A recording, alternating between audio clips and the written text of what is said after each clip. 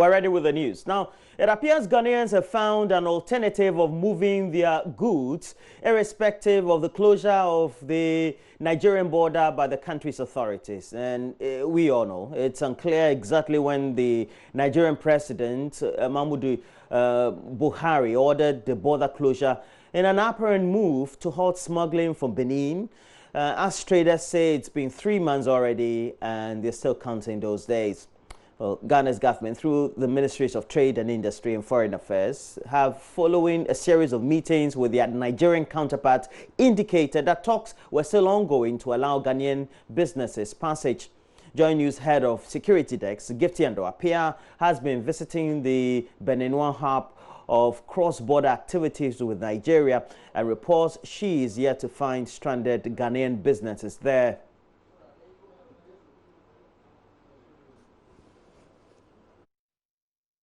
Tokpa market. It is one of the biggest in Cotonou. As a matter of fact, some people say it's the biggest market in West Africa. It's been well over 10 hours for us to get here from Ghana to assess the situation at the Benin-Nigerian border following the closure of the Nigerian border. It's been very difficult establishing stranded Ghanaian businesses, but what is not in doubt is that several businesses here have been affected. Several Nigerians who work here, several Beninois businesses are complaining. But what is very interesting to note, though, is that they will not go on record. There seems to be an intense fear among the populace about speaking on this matter. Some say there are political undertones, and some say there is a disciplinary committee set up here in Benin, and that prosecutes people, or if you like, takes people to tribunal for saying the least thing wrong. And so they're very hesitant to talk to me. But they tell me cash inflows have been affected severely, and they say prices of goods have gone up. In fact, Bloomberg has reported that inflation in Nigeria has gone up. And this is all because Nigeria says it wants to cut down on smuggling of food, especially rice. What we can confidently report also is that despite the closure of the border, there are several illegal routes which are being plied by smugglers. Gifty Ando-Apia, JoyNews, Kota Markets, Cotonou, Benin. Oh, back here in Ghana, the management of the University of Cape Coast has discounted claims by the National Disaster Management Organization that its gutters and drains are responsible for the flooding that occurred on the campus.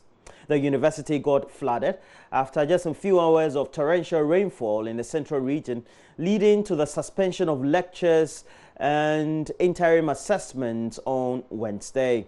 Authorities of the university took a tour around the campus a day after the disaster to assess the situation. Public Relations Officer of the University of Cape Coast, Major Kofi Bintum, says the university is better placed in terms of clean gutters and drains compared to other parts of the country. Richard Kojanyako has more. The University of Cape Coast got flooded on Tuesday following hours of rains in the central region. The streets of the university were inundated, making movement of students, lecturers, and other users of the roads within the university very difficult. The university thus took a decision to suspend all lectures and quizzes to protect property, students, and lecturers. The National Disaster Management Organization gave initial assessment that suggested that the university's gutters and drains were choked, which resulted in the flooding. The university today toured the areas affected by the floods and to inspect its gutters and drains. They discredited the account of the National Disaster Management Organization. Major Kofi Bintum is the PRO of the University of Cape Coast. What happened was that we had too much rains, so it was as a result of the volume of rains that we had, which caused the floods. And also, as you can see, the waters have receded and life is back to normal on campus. If it rains for over 6 hours, then definitely some of these things are bound to happen. And then going forward also, I think that we may have to do some re-engineering as far as some of our drainages are concerned, so that where we need to expand, we will expand some of them. Meanwhile, the university has issued a stern warning to communities that live around the university who have been dumping refuse at the premises of the university to desist from such acts. As you saw yourself, that place is a reserved area, is UCC Botanical Gardens, so it's not a residential area as such. So it is the adjoining communities who are close to the place who have been dumping their refuse over there. Over the years, we've made all efforts to stop them. It hasn't worked. So what we intend to do now is to sit down with the opinion leaders in the community and then give them a last chance. We'll remove the garbage and then we'll fence the place up. We have done it previously, but they had a way of breaking the fences, the pillars, and cutting the wires that we did. But we'll do it. We cannot be getting this heap of refuse out of the place. It's expensive. So we cannot be doing it all the time. So we'll do it, and then if they continue to dump their refuse there, then maybe we will have to now bring in the police to help us. So the management of the university says it will take a firm decision to get rid of the heaps of garbage that are dumped on its lands on a daily basis.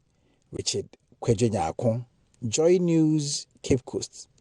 Moving on, members of the General Legal Council have been justifying to Parliament the mass failure of law degree holders seeking admission into the Ghana School of Law. The GLC, led by the judge of the Supreme Court, met with the Constitution and Legal Affairs Committee of Parliament to share details of the entrance examination report, which they say show that more than 50% of students who wrote the examination deviated in the answer to the first question.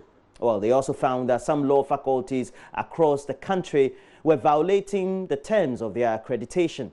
Chairman of the committee, Ben Abdullah, has been speaking with JoyNews' Kwesi Parker Wilson. Some of the revelations that they've made are very staggering. We didn't know that they deliver an examiner's report. Today they told us. We had heard that there was an attempt to ask for more facilities to cater for at least more students that will be entering the law school to the tune of, let's say, 1,000. But now they have confirmed it before us.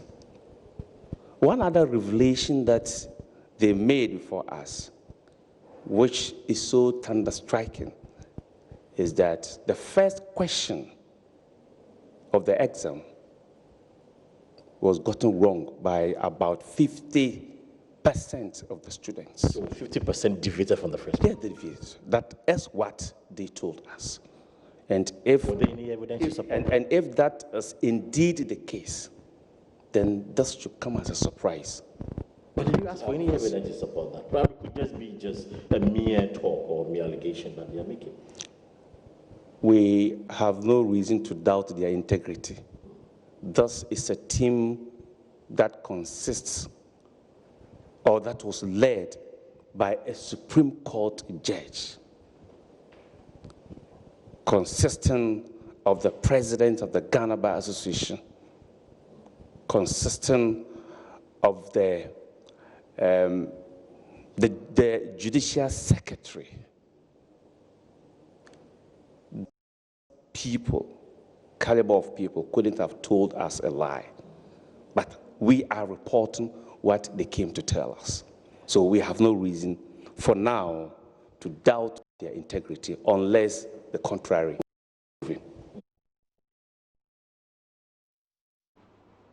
A ranking member on the Constitution and Legal Affairs Committee, Nusa Fuseni, who had been a strong critic of the GLC, says the council appears to have a very convincing case. This time, I have come out of this meeting thinking that the General Legal Council is doing me to address this problem. I'm convinced that concerned as we are, except that they have failed, refused, or neglected to inform the general public of what they are doing.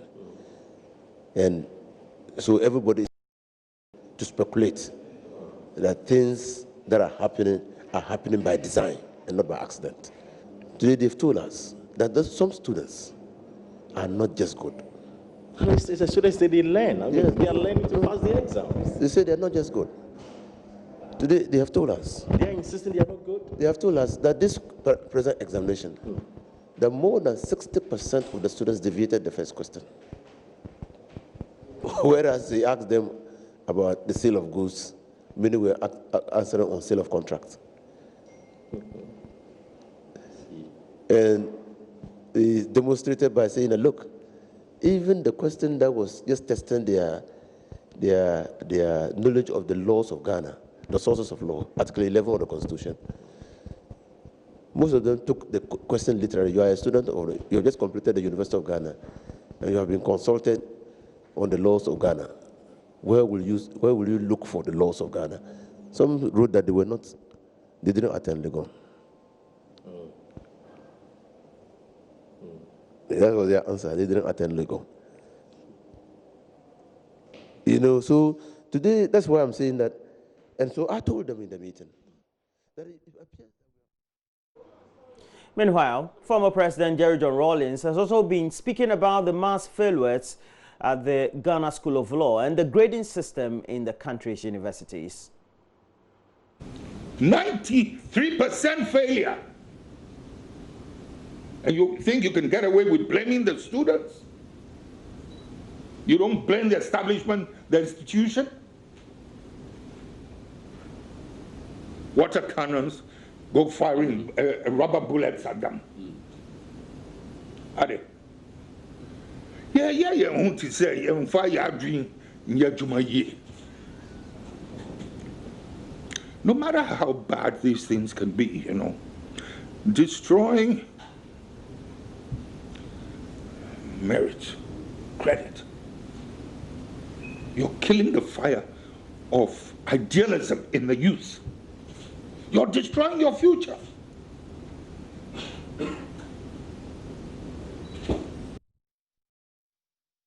And before we go, at least 135 people in the Upper East region who had various forms of physical defect have undergone free plastic surgery being offered by the international charity Restoring Emotional Stability through outstanding reconstructive efforts. The charity has since been performing free reconstructive surgeries for people in the region every year, and they've been doing that since 2009. Upper East Regional Correspondent Albert Sorry has more.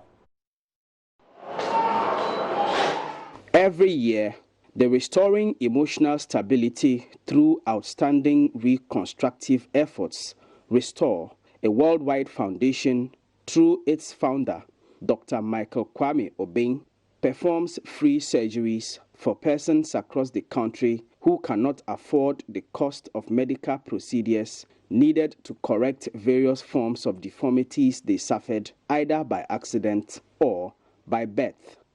This year, through the efforts of the Deputy Director of Diaspora Affairs at the Office of the President, Dr. Nadia Adongo Musa, the team of medical practitioners extended their services to the Upper East region. As you all know, this year is a year of return, so we have done various way of activities, and then again, Restore is back. Our very own diasporan, Dr. Michael K. Obeng, who is based in LA, one of the top plastic surgeons in LA, but has given his time. Every year he comes home, and 3 years ago we connected, and I threw the request and invitation for him to come to Bolga. They screened over 100 patients, and surgeries have already started. We've gone through over 6 surgeons already, and I think it's very overwhelming to see that in our very own ways what we can contribute. Persons with various defects in the eyes, ears, nose, breast, and other parts of the body were operated upon by surgeons working with the foundation. Cleft palates and other congenital defects were also taken care of. Dr. Pa Eko Hoyt Williams is team leader for Restore. You know, there's no plastic surgeon in the Upper East region, and so they don't have plastic surgical equipment. I mean, we are compromising in terms of struggling with the instruments we use. Fortunately, we brought some instrument as well, but we have a lot of surgeons here, as you have seen. the management, Nadia, and all those people involved in the organization have done their possible best to make us very comfortable. And the most important thing is we are able to provide safe surgeries. Some of the people who benefited from the free surgeries spoke to JoyNews. Oh, I'm relieved. Actually, when it happened, I felt like I was lost. But since they came, I felt relieved. And they've been very, very friendly and good to us. So at the time of the accident, I had multiple facial fractures. But the first hospital that managed me just did the soft tissue repairs. So that was why I reached out to Dr. Michael. My prayer is always with them, and I pray and I keep praying that God keep blessing their efforts, put a smile on people's faces. I was involved in a motor accident that has given me some facial, made my face is deformed some way. So when I heard of this team, medical team, who coming to do this work for us, reconstruction. So I said, let me also come and see. I'm happy to see the way the people, how they are interacting with us. They are friendly, and that has even given me hope. Reporting for JoyNews, Albert Sorry, Bolgatanga. Well, great one there. But that's it, a wrap-up of the news. We have more news as we review stories on the front and back pages of the newspapers. Always a Friday right here on the show. It's always relationship-based. We tend to discuss stories that you have brought us.